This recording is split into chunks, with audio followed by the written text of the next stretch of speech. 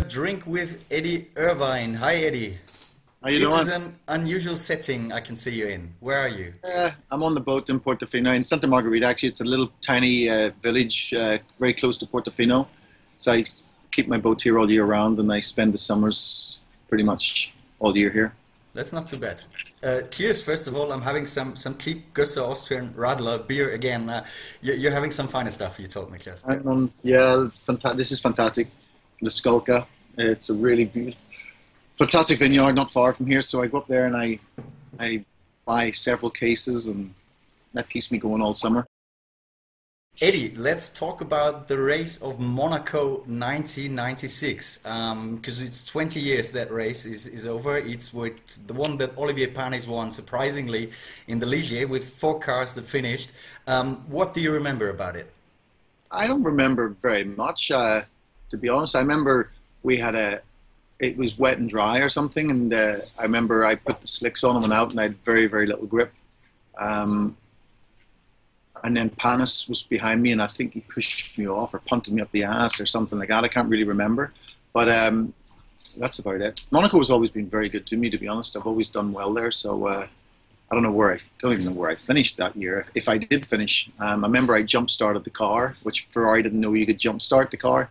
I pushed in the clutch button and I let it glide down the hill, and then I pushed the clutch button again and it engaged the gear, and I started the car. Really? Okay. So I invented a system that they didn't know existed. But the problem is I'd undone my seatbelts by this stage because I thought the race was over. And then that lost me a lot of time in the pits. Otherwise, I can't remember where I finished, but we could have obviously done a lot better. Yeah, you would definitely have finished on the podium because obviously finishing would have meant being in the podium. You remember the crash in the final stages with your nowadays friend Mika Salo? No, I don't actually. I think what happened? Did he spin and I hit him or something like that? You spun Oh, at the same place where Michael crashed, and when you went back to the circuit, it was Hakkinen and Salo getting together already, and so all three of you were stuck in the corner before going into the tunnel. I don't know Yeah, if you remember. I really remember it now. Okay, all right.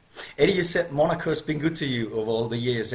You've had a couple of podiums there, and I know that the winner is invited to Renier or Albert in the evening for the dinner. Have you ever been there? I think I was 4 times on the podium in 5 years, which is obviously very pleasing. It's the best race to be on the podium there in Monza, to be honest. I was always invited to the dinner. I never really went. It's kind of I was in my rebellious phase. Actually, probably still in my rebellious phase. So no, I never went to the dinners. It's not my thing. I'm not into formal stuff. You know, I don't feel at ease. I just like doing my own thing when I want. So yeah, I never went. Probably never will go now, but that's okay. You know, hope I didn't offend anyone. You, you just said that was in your rebel years. So when did those end? I don't think they have. That's the problem. I just like, you know, marching to my own drum. I like going where I want, when I want. I like the freedom. That's why I've never really done anything. I haven't worked for anybody since I left, because I want to have the freedom. The reason I do this is because I can do it anytime, anywhere. As we can see. And on any day. So it gives me complete freedom, which is what I want. I don't want to. There's no price on my freedom. Yeah, and there's not a lot of PR stuff that you did where you could drink whatever you want, I guess. Well done. Cheers, Eddie.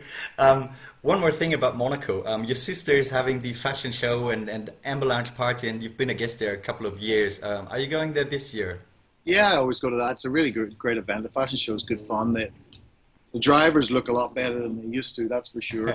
No, it's a really good event. And the Friday night's always good fun. And then the Sunday night, you know, the winner always comes to Amber Lounge. And, you know, the last few years it's been Nico. So it's always been a good party. He knows how to party, the boy.